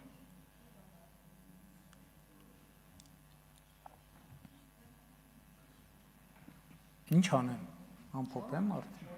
28 վայրկյան է մնացել։ Չէ, կարծում եմ, որ կարող եք շարունակել, պարոն վարչապետ։ Դեմ չեք, հա։ Ընդդիմությունը դեմ չի։ 2018 թվականից 2025 թվականները իրական հələ ճիշտ է, այդ լավ բան է, լավ ինչպես ասում են challenge-ը խորհրդանի եւ խորհրդան նախագահի կողմից, որ ես ասում եի նվաճումները կարամ երկար շարունակեմ։ Հիմա ինձ հնարավորություն տվեք, հələ տեսնենք հետաքրքիր է, ինչքան կարողանամ, հա, ես հետագա հատվածում հիմնականում խոսելու եմ ձեռքբերումների մասին։ 2018 թվականից 2025 թվականը իրականացրել ենք 4735 կիլոմետր ճանապարհների կառուցման, հիմնանորոգման եւ նորոգման աշխատանքներ, որոնցից 1346-ը սուբվենցիոն ծրագրերով։ Հիմա ես հաճույքով եմ արձանագրում, որ մարդիկ նկարում են եւ փոսեր են գցում սոցիալական ցանցեր։ Հեռախոսով նկարում են սոցիալական ցանցերից, փոսեր եւ գցում են ինտերնետ։ Ես շատ ուրախ եմ դրա համար, որովհետեւ նախկինում փոս նկարելու համար հնարավոր չէր iPhone-ով նկարել, պետք էր արբանյակային նկարը դնել եւ նկարագրելու համար Հայաստանի Հանրապետության ճանապարհի փոսերը հարգելի ներկաներ, շատ լավ ծիծաղում ենք, բայց հիմա ով է հիշում, թե 2018 թվականի դրությամբ, ասենք օրինակ Բագրատաշեն-Երևան ճանապարհի վիճակը ինչ ա եղել, օրինակ Երևան-Գորիս ճանապարհի վիճակը ինչ ա եղել, Երևան-Մեղրի ճանապարհի վիճակը ինչ ա եղել, Երևան-Գյումրի ճանապարհի վիճակը ինչ ա եղել, Երևան-Վանաձոր ճանապարհի վիճակը, ով է հիշում։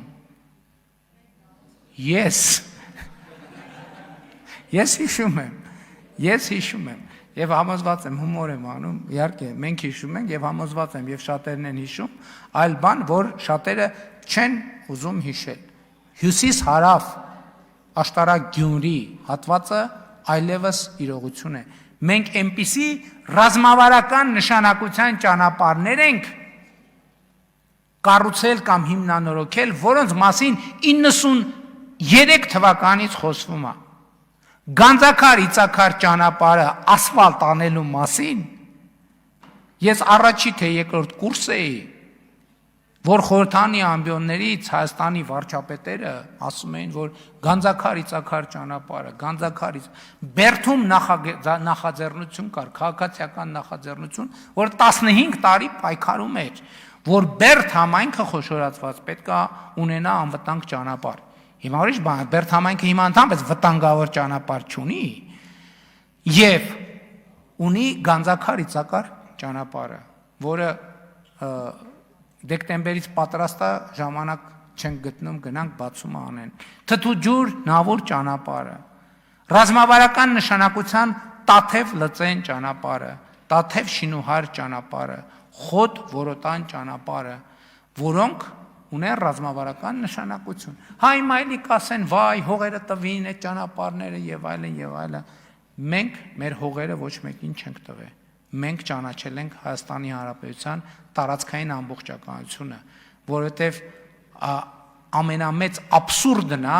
երբ որ որևէ երկիր ինքը իր տարածքային ամբողջականությունը չի ճանաչում, դա նշանակում է երկիրը կործանման տանելու ճանապարհ։ Խոստովան ենք, մենք էլ ենք մասնակցել այդ ճանապարհին, բայց մենք այնքան խելք եւ ուժ ենք ունեցել, որ այդ ճանապարհը տեսնենք, առերեսվենք եւ փոխենք պատմության ընթացքը։ Սուբվենցիոն ծրագրերը ընդհանրապես առանձին պատմություն է եւ ես ուզում եմ ուրեմն ընդգծել, որ բացի սուբվենցիոն ծրագրերից, որտեղ կառավարությունը 141 միլիարդ դրամի մոտավորապես ներդրում է արել, սա միայն կառավարության մասնաբաժինն է, բայց ես ուրիշ բան եմ ուզում ասեմ։ Ուղիղ առանց սուբվենցիաների, որովհետև սուբվենցիաները համայնք եւ կառավարություն մասնաբաժին ունեն, Հայաստանի Հանրապետությունը կառավարությունը 2.8 միլիարդ դոլարի ներդրում է արել Հայաստանի Հանրապետության մարզերում։ 2.8 միլիարդ դոլարի ներդրում են արել 2018 թվականից սկսած Հայաստանի Հանրապետության մարզերում ամենատարբեր ծրագրերով ճանապարհներ են կառուցվել, դրա մեջ մտնում են եւ դպրոցները, եւ սուբվենցիաները դեռ չեն մտնում, եւ Հայաստանի մարզերը իրենց գոյության ողջ ընթացքում Հայաստանի Հանրապետության այսպիսի ներդրում երբեք չեն ունեցել, եւ սա նույնպես շատ կարևոր արձանագրում է։ Ուզում եմ ընդգծել, որ նաեւ այո, մարզերում 148 միլիարդ դրամի մենք սուբվենցիոն ծրագիր ենք ֆինանսավորել, ելի ուզում եմ ձեր ուշադրությունը հրավիրել այն փաստի վրա, որ սա կապ չունի 940 միլիարդի ուղիղ ներդրումների հետ, որ մենք տարբեր մարզերում, օրինակ Խնձորուտի ճանապարհը, որ ուղիղ իրականացրել ենք եւ այլն, մանկապարտեզներ եւ այլն, բայց նաեւ սուբվենցիաներով 148 միլիարդ դրամ կառավարությունն է հատկացրել 18-ից ի վեր, 132 միլիարդ դրամ ֆինանսավորվել է համայնքների սեփական միջոցներից, բայց մենք ինչքան ենք համայնքներին աջակցել, որպեսզի նրանց սեփական միջոցները մեծանան։ Դոտացիաներով ինչա տեղի ունեցել 2025 թվականին 2017 թվականի համեմատության 124%-ով կամ 59 միլիարդ դրամով մենք համայնքներին հատկացվող դոտացիաները ուժեղացրել ենք, մեծացրել ենք եւ սա նույնպես շատ կարեւոր ձեռքբերում է։ Առանձնահատուկ ուզում եմ նշել նաեւ, որ մենք նույն տրամաբանությամբ էական աջակցություն ենք ցույց տվել նաեւ Երևանին, այսինքն մարզերում իրականացնել ենք ծրագիր, բայց նաեւ աջակցություն ենք ցուցաբերել Երևանին, մայրաքաղաքին, եւ ուզում եմ ընդգծել, որ 2018-25 թվականներին մենք հատկացրել ենք Երևանին 143 միլիարդ դրամ։ Այս էլ է շատ կարևոր հանգամանք, որ մենք ոչ միայն մարզերի ուղղությամբ ենք մենք ֆինանսներ ուղղել, այլև Երևան մայրաքաղաքին ենք մեծապես աջակցել։ Հարգելի գործընկերներ, մեր իրականության մեջ հասկանալիորեն շատ հաճախ խոսվում է մասնավորապես հեղափոխության հաջորդ կարգախոսներից մեկի մասին, խոսքը ապօրինի գույքի վերադարձի գործընթացի մասին է։ Իհարկե զեկույցի մեջ դուք կտեսնեք, որ այս ուղղությամբ մենք նաև որոշակի առաջընթաց ունենք եւ նաև ձեռքբերումներ ունենք, որովհետեւ մասնավորապես դատախազության կողմից համայնքային շահերի պաշտպանության հայց հարուցելու բացառիկ իրավունքի շրջանակում Հայաստանի Հանրապետության համայնքներին վերադարձվել է 124 գույքային միավոր շուրջ 66.9 միլիարդ դրամի։ Ես կարող եմ այս պատմությունը ներկայացնել իմ հայրենի քաղաք Իջևանի օրինակով, երբ որ 2018 թվականի դրությամբ ըստ էության մեր մանկության ամբողջ զբոսայգին սեփականաշնորհված էր մի քանի կամ հիմնականում նույն մարդու կողմից եւ միջալոց մենք այս փաստի բերումով շատ դեպքերում չենք կարողացել ներդրումներ անել, զբոսայգի վերականգնել, որովհետեւ մարդը տեսել է, որ լավ հեղափոխությունը եղավ, բայց զբոսայգին ինչի չի վերականգնում, որովհետեւ զբոսայգին ուրիշի սեփականությունն է եւ ուրիշի սեփականության մեջ մենք չենք կարող ներդրում անել։ Նախ պետքա այդ ուրիշի ապօրինի սեփականացրածը վերադարձնենք։ Եվ մենք վերադարձրել ենք եւ ուզում եմ ուրախությամբ արձանագրել, որ օրինակ այս ծրագրերը ուղղակի իմ ծնդավայրի օրինակով եմ բերում, որովհետեւ ամենալավը գիտեմ տեղի հատվածը։ Մենք նախ զբոսայգին վերադարձրել ենք եւ վերադարձնում ենք, հələ չի ամբողջական վերադարձվում։ Եվ մենք հիմա արդեն այս տարի Իջևանում երեխաների համար ժամանակակից լողավազան ենք կառուցում բացօթյա, որտեղ երեխաները կարող են ամառը լողալ եւ հարևանությամբ ամֆիթատրոն, զբոսայգին անվերականգնվում եւ այլն եւ այդպես շարունակ։ Բայց նաեւ ուզում եմ ասել, որ դեկտեմբերի 31-ի դրությամբ դատարաններում ապօրինի գույքի վերադարձի 155 հայց է քննարկվում, ընդհանուր առմամբ 595 միլիարդ հայցագնով։ Իհարկե, այստեղ նաև պետք է ես ուղիղ խոստովանեմ, որ մենք այստեղ ավելի մեծ տեմպեր էինք եւ ենք ակնկալում, քան ունենք։ Եվ այստեղ հարցը իսկ ինչու մենք այս ուղղություններով, ընդ որում ոչ միայն քաղաքացիական գործերով, այլև ենթադրում եմ որոշ հանցագործությունների բացահայտման առումով բավարար տեմպով առաջ չենք գնում։ Սա այստեղ են դեպքն է, որ ես այո, էլի ուղիղ եւ առանց սեթևեթանքի ասում եմ, որ սրա պատճառներից մեկն այն է, որ մենք այստեղ շատ ուղիղ եւ շատ ճակատային կերպով պայքարում ենք մաֆիայի դեմ։ Երկար տարիներ Հայաստանում ձևավորված համակարգված մաֆիայի դեմ։ Այստեղ մի շատ կարևոր հանգամանքի վրա եմ ուզում ընդգծել, որ այս բանը, որ մենք ապօրինի գույքով այսքան ենք վերադարձրել եւ ոչ այսքան, մեր ընդդիմադիրները շատ հաճախ մեր երեսով են տալիս։ Բայց նրանցից ոչ մեկ իր ծրագրում չի ասում, որ այս ապօրինի գույքը կգամ ավելի լավ կվերադարձնեմ։ Ընդհակառը միակ ուժը Հայաստանի Հանրապետությունում, որ շարունակում է սկզբունքային մնալ այս կետի վրա, այդ մենք ենք։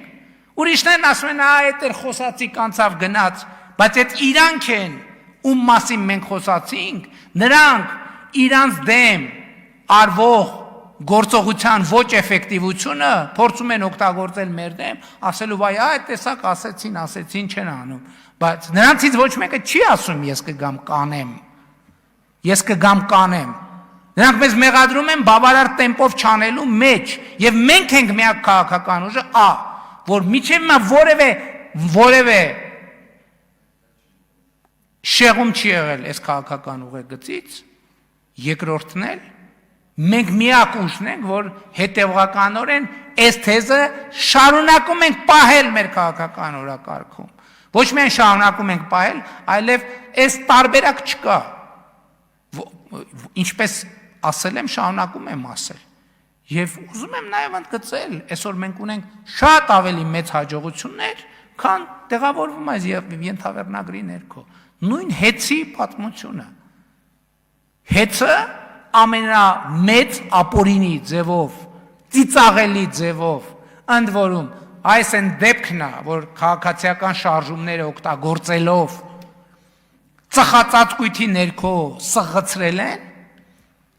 մենք հիմա վերադարձրել ենք, դե ֆակտո, դե յուրե էլ կվերադարձնենք։ Դա Հայաստանի ամենախոշոր ստրատեգիական ենթակառուցվածքն է։ Հայաստանի Հանրապետություն եւ ել չեմ ասում, հələ զուգահեռ մենք ինչ ենք բացահայտել։ Բացահայտել ենք, որ այդ մարդիկ, որոնք հեծը տիրապետեր են, այդ մարդիկ փաստորեն մեզնից հոսան գողանալիս են եղել։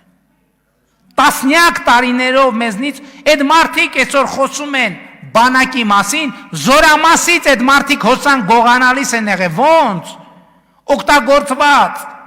հոսանքի չափից ավելի հաշիվներ են գրել։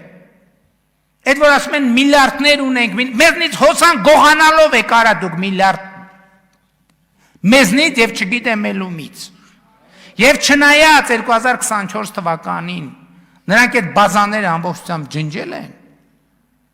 բայց նաեւ ես հույս ունեմ, որ մեր իրավապահները քրեական գործով քննությամբ դա կկարողանան ապացուցել։ Մենք որոշակի օպերատիվ տեղեկություններով Միայն 3 բաներում ոնց էր կոչվում, մասնաճյուղերում վերլուծություն են իրականացվել, իրանց ոնց են կոչվում, տենց իրանց մասնաճյուղներն 8 մասնաճյուղերից 3-ում արած վստահ չեմ ինչա, մենակ այդ 3 տեղամասում հիմնավորվում է մոտավորապես միլիարդների, ասենք, եթե հիշողությունից չի դամացում, 6 միլիարդ դրամի հոսանքի հավելագրում, եւ ում վրա զորամաս, մանկապարտեզ, պետական հիմնարկ, հիվանդանոց, ու այդ մարդիկ եկել են ինչ-որ բաների մասին են խոսում, զորամաս,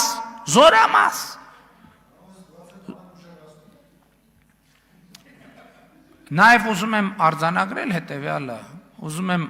եթե տեսել եք, ես ուզում եմ շնորհակալություն հայտնել այդ լուրի համար, որովհետև մեր հայցով Միացյալ Նահանգներում նախկինում նախարարի պաշտոն զբաղեցրած անձի տունը հանվել է աճուրդի, համեն դեպս, այո, տունը աճուր, եւ հիմա սկսվել է process եւ շնորհակալ ենք Միացյալ Նահանգների կառավարությանը, որ այդ տան վաճառքի գնի որոշակի տոկոսը մեծ մասը իրեն ծախսերը հանած եւ այնտեղ ինչ որ հաշտության էլեմենտ էլ ա եղել դատավարության process-ի մեջ, այդ մնացած ծախսերը հանած վերադարձվելու է Հայաստանի պետական բյուջեին։ Ես հիմա չեմ կարող կոնկրետ թիվը ասել, որովհետեւ իրանք, բայց խոսքը տասնյակ 10-20 երևի միլիոն դոլարի մասին է։ Սա ինչի մասին է, որ այո, այս փաստը մեր դեմ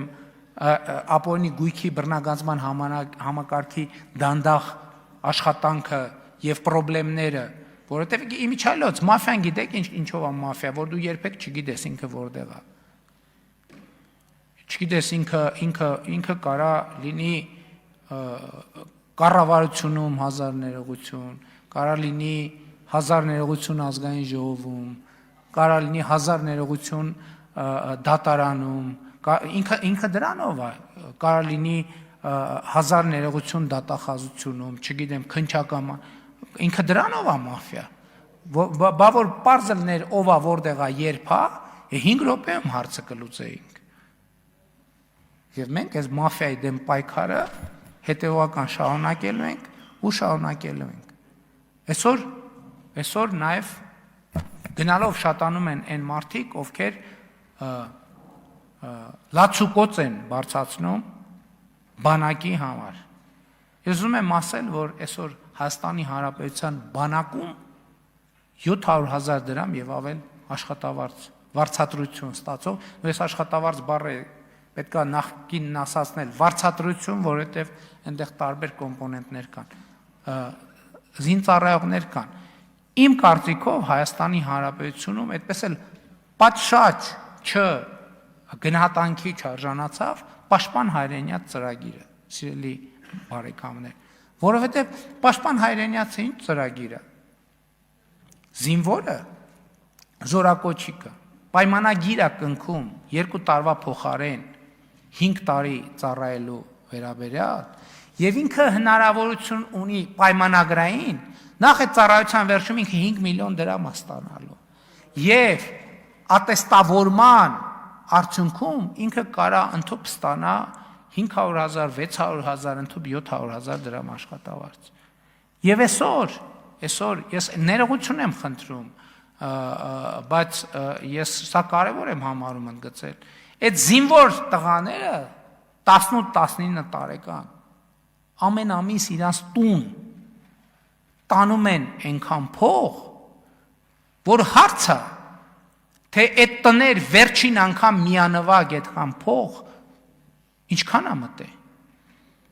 Եվ այդ տղաները ծառայությունից դուրս ապրում են իրենց տանը։ Սա եւ սոցիալական խնդիր է, սա եւ սա տարածքային համաչափ զարգացման խնդիր է, որովհետեւ իրանք դրանով կապվում են իրանց ընտանիքների հետ։ Սա եւ անվտանգային խնդիր է, սա եւ 2018 թվականին կներեք, 21 թվականին մեզ ասում են, այդ ո՞նց եք պրոֆեսիոնալ, գրել եք պրոֆեսիոնալ բանակ, ո՞նց եք համ բանը ժամկետայինը պահելու, համ բանակը պրոֆեսիոնալ դարձնել, սենց։ Երբ որ մենք խոսում ենք բանի մասին, լրացուցիչ 6 միլիարդ դոլարի մասին, ուր է այդ փողերը։ Գնացեք ամրացված շրջաններ եւ տեսեք, թե ուր է այդ փողերը։ Գնացեք ամրացված շրջաններ եւ տեսեք, թե ինչպես է անվտանգությունը եւ զինվորի բարեկեցիկ եւ հարմարավետ ծառայություն։ Ավարտեմ արդեն։ Ավարտեմ։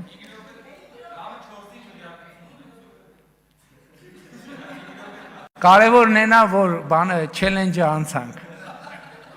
Կուզեք հաջորդ նիստը շարունակեմ։ Շատ լավ, ես էլ ասեմ, երկու բան էլ ասեմ։ Չէ, երկու բան, լավ։ Ամրացված շրջանները։ Ընդդիմությանը խնդրում աղաչում ենք, ասում ենք, լսեք, եկեք,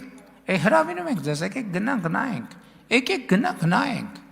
Եկեք գնանք նայենք եւ դուք ցույց տվեք ձեր ժամանակ դրան թեկուզ 73 կիլոմետր մոտիկ որևէ բան ցույց տվեք մի հատ ուղակի։ Այդ որ իրանք իբր մեզ հակադարձում ենք, որ ասում ենք մեր ամրացված շրջանների դուք բանը կանսերվի կոկոշներով եք բան արել, ձեր այլընտրանք եղել է կանսերվի կոկոշներ, այստեղ վրթովում էին։ Արդյունքում կանսերվի կոկոշի հեղինակին նույնիսկ իրանց ընտրական ցուցակում չներառեցին, հասկանալով, որ դա շատ պարզ եւ ուղիղ ճշմարտություն է։ Ուրիշ բան եմ ուզում ասել։ Ռազմական ակադեմիա ընդունվածների թիվը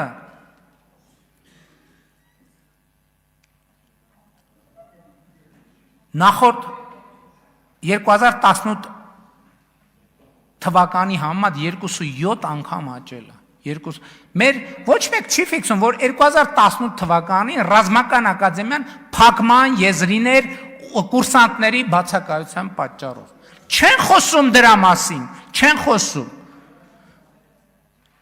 2.7 անգամ աճել է եւ ես 140 ասցի 175,000 դրամ կրթաթոշակ են ստանում ուսանողները։ Ավելին, երբ որ իրանք ավարտեն, արդեն համարվելու են ատեստավորված եւ մինչեւ 750,000 դրամ որպես սպա աշխատավարձ ստանալու հնարավորություն ունեն։ 2026 թվականից սկսած ընդունվածները ծառայության անցած շրջանավարտները բնակարան են ստանալու։ Դուք գիտեք, որ տասնամյակների խնդիր կա զինծառայողների բնակարանային հերթացուցակներ, որտեղ հազարավոր մարդիկ են ընդգրկված, 2820 մարդ, որ պետությունը 90-ականների սկզբից 4-ին պետք է քվեարկություն լինի։ Ինչ անենք ես։ Ընդմիջվենք, շարունակենք։ Լավ, էլի ես ավարտեմ, դուք քվեարկություն չեք կարա։ Չէ, ընդմիջում ենք անում, գնում ենք բան քվեարկությանը, փակ գաղտնի քվեարկություն։ Հետո հարց ու պատասխան։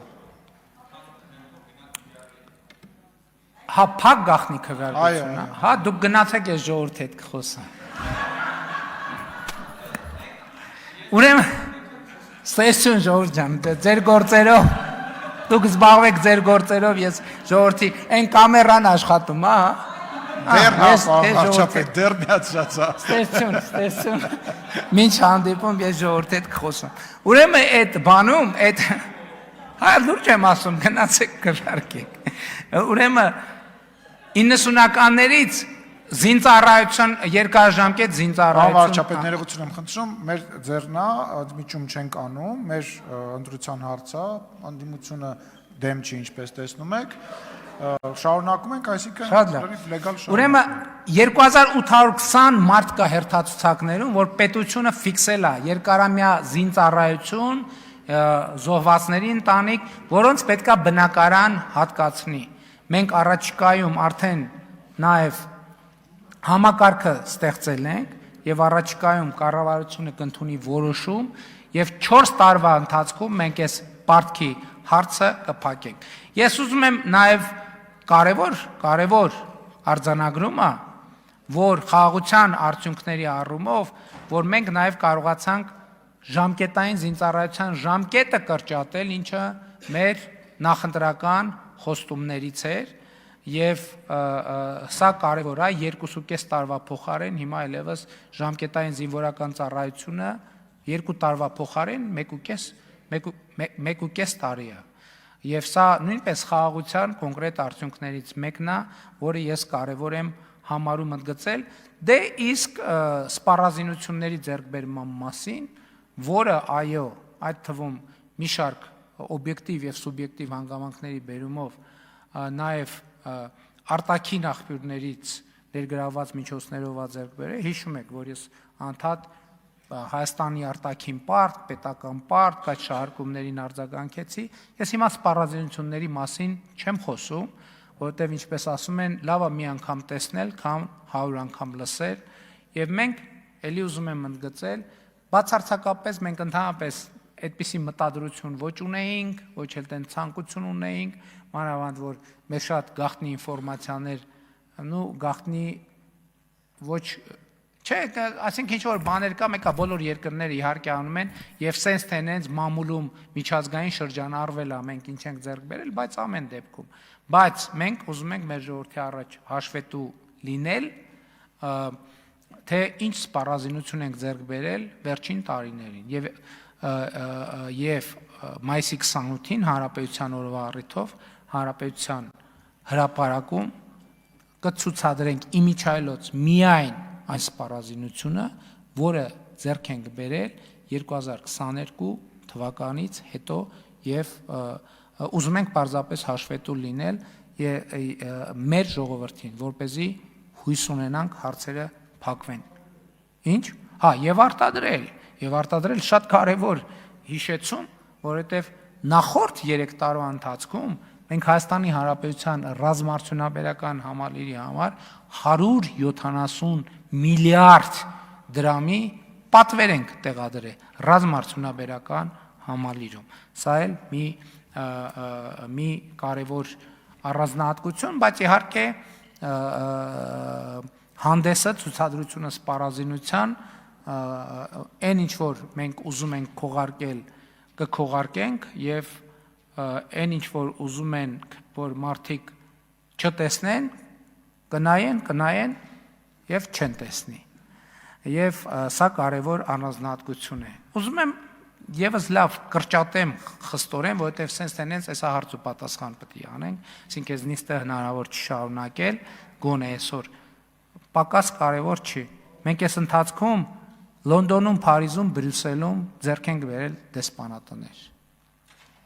Ես նրանք ովքեր եղել են Լոնդոնում մեր դեսպանատանը, ասма այսինքն Երանի չտեսնեին դա։ Այսօր Հայաստանի Հանրապետությունը Լոնդոնի ամենակենտրոնում ինչ? Հա։ Լավ հումորատիկին կարապեցը։ Ամենակենտրոնում ունի մի քանի հարկանի դեսպանատուն եւ որի վրա ծածանվում է Հայաստանի Հանրապետության դրոշը։ Փարիզում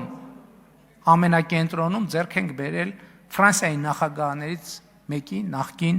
առանձնատունը։ Բրյուսելում ձեռք ենք բերել դեսպանատուն։ Սրանք տասնյակ միլիոն դոլարի ծախս են, հա ճիշտ եմ, չէ, հիշում տասնյակ միլիոն է, չէ, գինը, հա, գումարած 50 միլիոն դոլարի դեսպանատներ ենք ձեռք բերել, դա իմիջայլոց Հայաստանի Հանրապետության սեփականությունն է, եւ Հայաստանի Հանրապետությունը երբ ուզենա,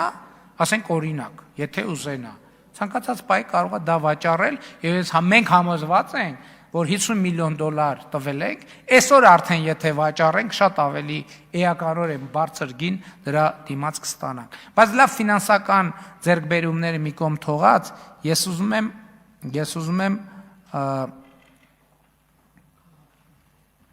մի երկու ձեռքբերման մասին խոսել, ոչ ֆինանսական։ 2026 թվականի ուրեմն ապրիլի դրությամբ Հայաստանի Հանրապետության սահմանի անցման բոլոր կետերը գտնվում են Հայաստանի Հանրապետության սահմանապահ զորքերի վերահսկողության ներքո 100%-ով եւ անվերապահորեն։ Սա չգիտեմ, եթե թվով, գնով, փողով նշագրելու լինենք, գնանշելու լինենք, ինչ կարժենա, բայց իմ կարծիքով սա անգինա, հնարավոր չի այս ձեռքբերումը գնանշել, բայց ես ուզում եմ, լավ ի վերջո, քանի որ հարց ու պատասխանը մոտենում է, ուզում եմ ուրիշ բան ընդգծել։ 2025 թվականին առաջին անգամ անկախությունից ի վեր առաջին տարին է, երբ ամեն դեպս այս վիճակագրության վարման ողջ ընթացքի համար առաջին տարին է, երբ Հայաստանի Հանրապետությունից Հայաստանի Հանրապետության քաղաքացիների արտագաղթը փոխարինվել է ներգաղթով։ 2025 թվականը առաջին տարին է, երբ Հայաստան վերադարձած քաղաքացիների թիվը ավելի քան 8000-ով ավելին է Հայաստանի Հանրապետությունը լքած քաղաքացիների թվին։ Եվ այստեղ է, որ պետքա հնչեցնենք այնքան հնչած հարցը, բա սրա համար էինք հեղափոխություն արել։ Այո, հարգելի ազգային ժողովի հարգելի նախագահ, հարգելի փոխնախագահներ, ազգային ժողովի հարգելի պատգամավորներ, կառավարության հարգելի անդամներ, սիրելի ժողովուրդ, այո, սրա համար էինք հեղափոխություն արել, որ Հայաստանի Հանրապետության քաղաքացիները ոչ թե հեռանան, այլ վերադառնան Հայաստանի Հանրապետություն։ Հայաստանի Հանրապետության քաղաքացիները Հայաստանից հեռանան հանգստի նպատակով։ Ամենաթանկ տարածքը աշխարհում համարվում է Եվրամիությունը։ Ինքը այնտեղ գնալու ծախսերը մեծ են։ 2018 թվականի համեմատ, 17 թվականի համեմատ, 17-ից մինչև 25 թվականը Հայաստանից Եվրոպական միություն ուղևորվող քաղաքացիների թիվը մոտավորապես 400%-ով աճել է, 400%-ով։ Խոսքը տասնյակ հազարավոր մարդկանց մասին է։ Եվ սա այն պայմաններում, երբ քաղաքացիները բողոքում են, շատերը, թե վիզա չեն կարողանում ստանալ, բա որ վիզա ստանային տենց շատ սովորական ռեժիմում ինչ տեղի կունենար։ Բա այսօր օտարերկրյա պատվիրակություններից գալիս են Հայաստան, ինձ հետ հանդիպման ասում են, լսեք, մենք նայեցինք, այդ ճիշտ է այնուամենայնիվ, ասում են Հայաստանից եվրոպական քաղաքների անուն են տալիս 35 եվրոյով, 50 եվրոյով, 70 եվրոյով ավիատոմս կա, ասում են այդ ճիշտ է։ Այո, այդ ճիշտ է։ 15 եվրոյով։ Ես էլ եմ ուզում հարցնեմ, լսեք, այդ ճիշտ է։ Էս ո՞նց է։ Էս ո՞նց է։ Հենց տենց է, այդ թվում ավիացիոն ոլորտում մեր բազմաթիվ փորձերի, ձախողումների։ Հիմա ով է հիշում ընդհանրապես Հայաստանում ավիաուղիները, ավիատոմսերը ինչ գնային սեգմենտում էին գտնվում։ Ով է հիշում մամուլում շրջանառվող այն թիվը, որ ղեկավարի ընտանիքի այսինչ անդամը Հայաստան-Վիեննա ռեյսից 10 նստատեղ Իրաննա, չգիտեմ 4 նստատեղ իր զոքանչիննա, 8 նստատեղ դասարանի ավակիննա, 4 նստատեղ չգիտեմ, ով է հիշում տենց խոսակցություն։ Ում կարաս ընդհանրապես հիշեցնես։ Ոչ այսօր Հայաստանում, Հայաստանից հնարավոր է 15, 20, 30, 40, 50 եվրոյով տոմս գնել եւ մեկնել եվրոպական մայրաքաղաքներ, բայց որ կարևոր է հետ վերադառնալ։ Սրա համար ենք հեղափոխություն արել, այո, Հայաստանի Հանրապետության սիրելի քաղաքացիներ, այդ թվում սրա համար ենք հեղափոխություն արել, որ ունենանք երկիր, որը ծառայում է սեփական քաղաքացիների բարեկեցությանը, ազատությանը, անվտանգությանը եւ երջանկությանը։ Փառք նահատակներին եւ կեցցե Հայաստանի Հանրապետությունը։ Շնորհակալ եմ այսքան ժամանակ տրամադրելու համար։ Եթե հարմար առիթ լինի, ելի կանչեք, ես այս կետից կշարունակեմ։ Շնորհակալություն։ Շնորհակալություն։ Հարցեր էլ կան, հարցերով կշարունակեմ։ Շնորհակալություն ընդմիջում։ Կհանդիպենք 20 րոպեից հարց